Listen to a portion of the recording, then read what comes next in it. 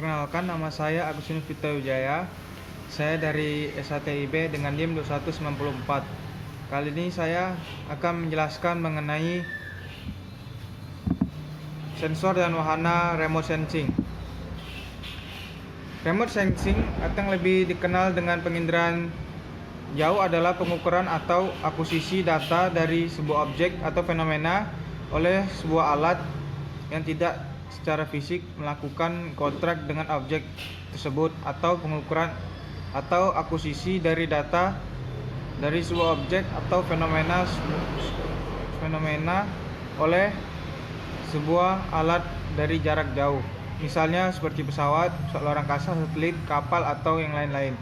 Contoh penginderaan jarak jauh lain satelit yaitu pengamatan bumi, satelit cuaca, memonitor janin dengan ultrasonik, dan wahana luar angkasa yang memantau planet orbit. Definisi penginderaan jarak jauh beraneka ragam, pada umumnya akan terkait dengan pemanfaatan alat tersebut untuk membantu aktivitas penelitian. Berikut ini adalah definisi penginderaan jarak jauh, yaitu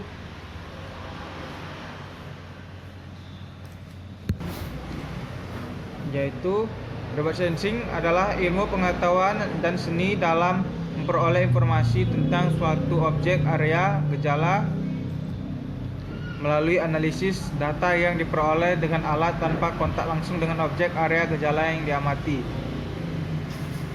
Pada umumnya, remote sensing sebagai alat penginderaan dipasang pada wahana platform berupa pesawat terbang, satelit, pesawat ulang-alik, atau wahana lainnya.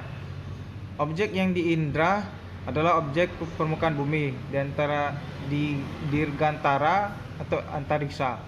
Proses penginderaan dilakukan dari jarak jauh, sehingga sistem ini disebut dengan penginderaan jauh. Sensor dipasang pada lokasi yang berada jauh dari objek yang diindra. Oleh karena itu, agar sistem dapat bekerja diperlukan tenaga yang dipancarkan atau dimasukkan oleh objek tersebut. Antara tenaga dan objek yang diindrakan menjadi interaksi. Masing-masing objek memiliki karakteristik tersendiri dalam merespon tenaga yang mengenai. Misalnya, air menyerap sinar banyak dan hanya memantulkan sinar sedikit. Sebaliknya, bantuan karbonat atau salju menyerap sinar sedikit dan memantulkan sinar lebih banyak.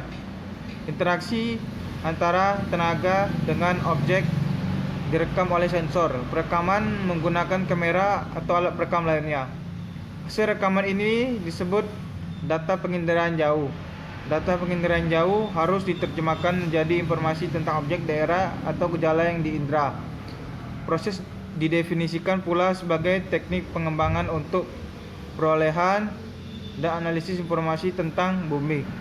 Informasi tersebut khusus berbentuk radiasi elektromagnetik yang dipantulkan atau dipancarkan dari permukaan bumi. Berbeda dengan Lillesan dan Cavier yang memandang penginderaan jauh sebagai ilmu dan teknik, Lindgren memandang sebagai teknik, yaitu teknik untuk memperoleh analisis dan informasi tentang bumi.